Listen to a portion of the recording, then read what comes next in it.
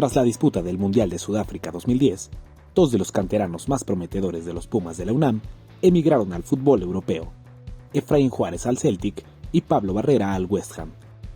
Estos se unieron a la importante baja del director técnico universitario Ricardo Ferretti, quien abandonó a la institución para dirigir a los Tigres. Con todo esto, la UNAM decidió no contratar ningún refuerzo para encarar el Apertura 2010, confiando en su poderosa cantera, una de las más importantes de México. Jugadores como Luis Fuentes, David Cabrera, Javier Cortés o los hermanos Marco y Alejandro Palacios comenzaron a tomar más protagonismo en el plantel que ahora dirigiría Guillermo Vázquez, otrora auxiliar de Ferretti y ligado ya por muchos años a la institución. Aún con las dudas generadas por prensa y sus propios aficionados, los universitarios lograron meterse a la liguilla en la 8ª posición y en cuartos de final sorprendieron al superlíder Cruz Azul, eliminándolo en una recordada serie en la que los felinos dieron vuelta al global en el partido definitivo del Estadio Azul. Sin embargo, el sueño de la séptima estrella se esfumó cuando Monterrey los eliminó en las semifinales tras un global de 2-0. Para el inicio del Clausura 2011, todos esos canteranos más futbolistas de la talla de Francisco Palencia, Dante López, Darío Verón, Martín Bravo y el capitán Israel Castro conformaron un equipo muy potente que podía ser considerado como uno de los favoritos, aunque siempre con la duda de cómo pudieran responder ante los momentos de presión. El debut llegó frente a los Diablos Rojos del Toluca, nada más y nada menos que en la cancha del Nemesio 10, donde lamentablemente para ellos comenzaron perdiendo con un golazo del Avión Calderón. Sin embargo, Juan Carlos Cacho a 10 minutos del final igualó los cartones para darle su primer punto del torneo a los universitarios. Una semana más tarde, los de la UNAM consiguieron su primer triunfo al vencer en casa a Santos Laguna, justo antes de visitar a Cruz Azul en un encuentro con altas expectativas tras lo ocurrido un torneo atrás. El resultado no decepcionó a nadie, pues celestes y auriazules entregaron un extraordinario partido que comenzó con ventaja para Cruz Azul, pues Emanuel Villa y Horacio Cervantes marcaron en la primera mitad. En el segundo tiempo, Pumas se lanzó por el empate, y a pesar de que no se señaló un claro penal en su favor, Cacho anotaba por tercer partido consecutivo para acortar distancias, y a 15 minutos del final, Darío Verón se levantó imperial en el área para igualar los cartones. Todo parecía indicar que el 2-2 ya no se movería, hasta que el propio Cacho tomó un balón fuera del área y prendió un zapatazo tremendo que se incrustó en el marco de Corona. La voltereta universitaria estaba consumada, pero Hugo Droguet apareció 2 minutos después para empatar y decretar el marcador final de uno de los mejores partidos de la temporada. El campeón rayado sería el siguiente rival en el difícil inicio de torneo para Pumas, y a pesar de que fue un sinodal más que complicado, los universitarios lograron salir avantes con un apretado 3-2, con otro gol de Cacho, uno más de Martín Bravo y un golazo de Javier Cortés. Pumas ligó su segundo triunfo al vencer como visitante a Puebla en la fecha 5, y para las 6 recibió a las Chivas en CU, aumentando su invicto al igualar un gol, a pesar del penal fallado por Palencia e irse abajo en el marcador, rescatando el punto gracias a otro golazo de Cortés. Los felinos vencieron a San Luis como visitantes en la fecha 7, y para la 8 se registró la mayor goleada universitaria en la campaña, aplastando 5-1 a los estudiantes tecos en el Olímpico. Atlante fue la siguiente víctima en Cancún, y una semana después, los Pumas fueron a ganar a Morelia para llegar a 10 partidos consecutivos sin derrota, siendo el líder del campeonato y demostrando un fútbol que ilusionaba a sus aficionados. La jornada 11 trajo el primer duelo sin gol para los del Pedregal al igualar a 0 en casa con Pachuca, y para la 12, el invicto y el liderato cayeron en manos de los Jaguares de Chiapas, quienes sin piedad derrotaron a los Pumas con un contundente 3-1. Tras ese resultado adverso, los Tigres del Tuca Ferretti se escaparon en la cima de la tabla, por lo que Pumas se veía obligado a vencerlos en la fecha 13 para no perder la oportunidad de buscar el liderato. La paridad se mantuvo durante 88 minutos, comprobando las igualdades de fuerzas entre ambos equipos, pero un zurdazo de Israel Castro y un penal a lo panenca del goleador Juan Carlos Cacho le dio el triunfo a los universitarios y amplió sus posibilidades de terminar en la cima. No obstante, Pumas dejó ir 2 puntos al igualar a 0 con el Atlas, volviendo al camino de la victoria al golear en casa a Querétaro y así encarar las últimas 2 jornadas. En la 16, vencieron de visita a Necaxa 1-0, teniendo en sus manos la oportunidad de culminar el torneo como líder general. El rival en la última semana sería el América, equipo que se jugaba la clasificación en Ciudad Universitaria ante el intratable líder auriazul. Todos los pronósticos daban como favorito al cuadro local, pero sorpresivamente, las Águilas sacaron la casta y derrotaron a Pumas, resultado que no solo les daba el pase a la liguilla, sino que provocaba que la UNAM perdiera el liderato tras el triunfo de los Tigres, avanzando en segunda posición general, pero como líder del Grupo 3 y con Juan Carlos Cacho como sorpresivo máximo anotador. Los cuartos de final les emparejaron con el campeón Monterrey, equipo que no había tenido una gran temporada, pero que sin duda sería un rival complicado. La ida en el TEC de Monterrey demostró la peligrosidad de los Rayados, que apenas a los 10 minutos abrieron el marcador con un golazo de Osvaldo Martínez, y a los 20 aumentaron su ventaja con un zurdazo de Walter Ayoví imposible para el Picolín. Lejos de relajarse, Monterrey siguió presionando, y antes de los 2 minutos del complemento, el Chupete Suazo solo tuvo que empujar un trazo del Cherokee Pérez para aumentar a 3 la ventaja. Pumas parecía no encontrarse y todo indicaba que mejor tendría que ocuparse de evitar la goleada, pero para su fortuna, Martín Bravo peleó con toda una pelota al 70 y consiguió marcar el gol de la esperanza universitaria.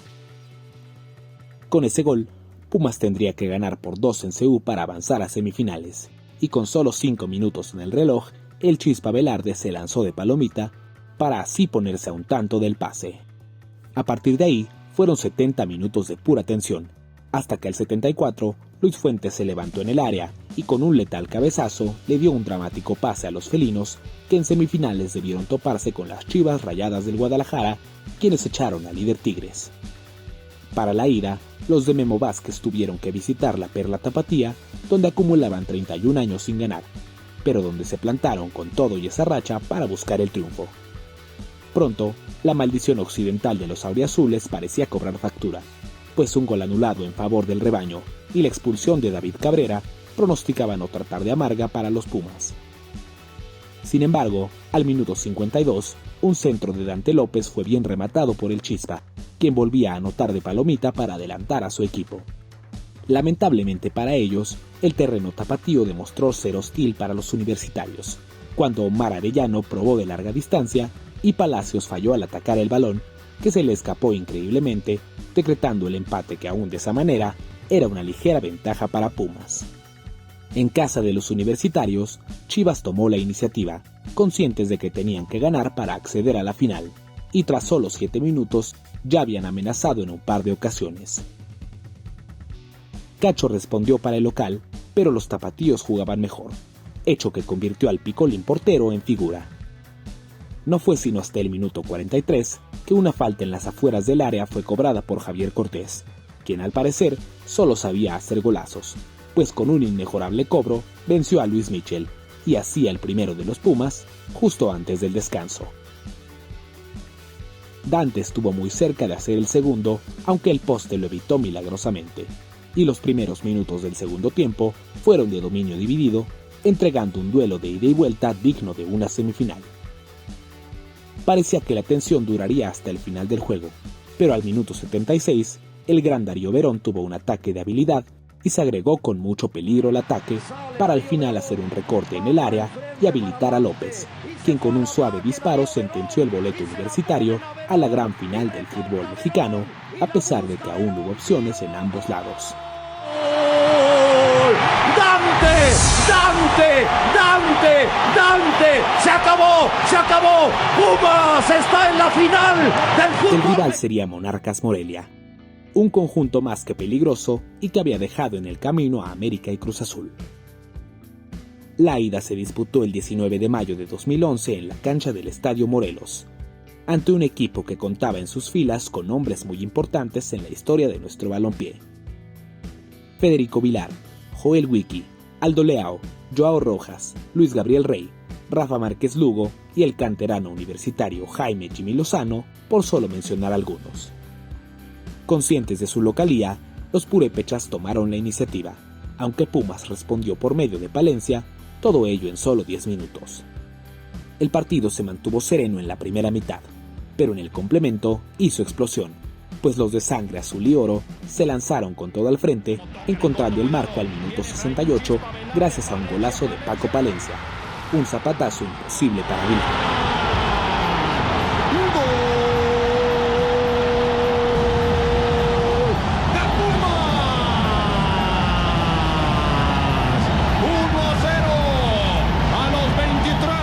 Morelia no se quedaría de brazos cruzados, y apenas 5 minutos más tarde encontró el empate por medio de Joao Rojas, quien se plantó solo frente al Picolín gracias a una mágica asistencia del Canguro Rey.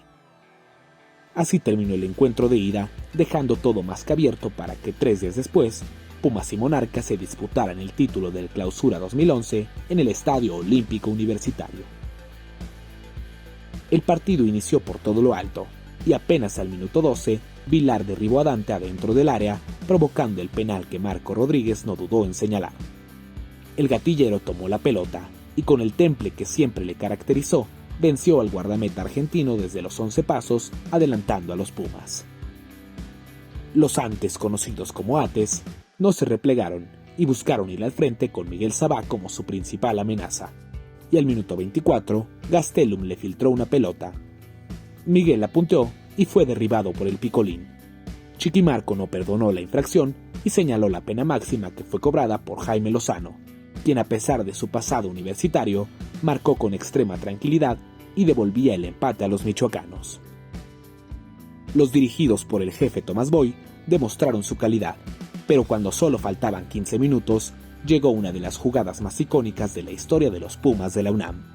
Emilio Rantia tomó el balón en banda derecha y tocó para Cortés, quien culminó su obra maestra quitándose a 3 defensores michoacanos y definiendo por encima de Vilar para marcar un gol que hizo vibrar a Seúl. ¡Qué clase de gol! Por parte de Javier Cortés. Así abrió el campo. El enésimo golazo del canterano universitario confirmaba la 7ª estrella de los del Pedregal, quienes luego de 7 largos años por fin podrían gritarlo en casa, siendo apenas la 4ª vez que conseguían dar la vuelta en su hogar, haciendo explotar las más de 60,000 gargantas Pumas, poniendo en todo lo alto el nombre del Club Universidad Nacional, un grande que al día de la publicación de este video no ha podido volver a celebrar un título, pero que tiene en su gran afición la principal motivación para regresar a lo más alto de nuestro balompié. Si este video te gustó, no olvides darle like, compartirlo y suscribirte a nuestro canal. De esta manera nos ayudas a crecer, a seguir investigando y contando las mejores historias de nuestro fútbol, esas que nos han hecho vibrar y que son grandes tesoros guardados en el baúl del fútbol mexicano.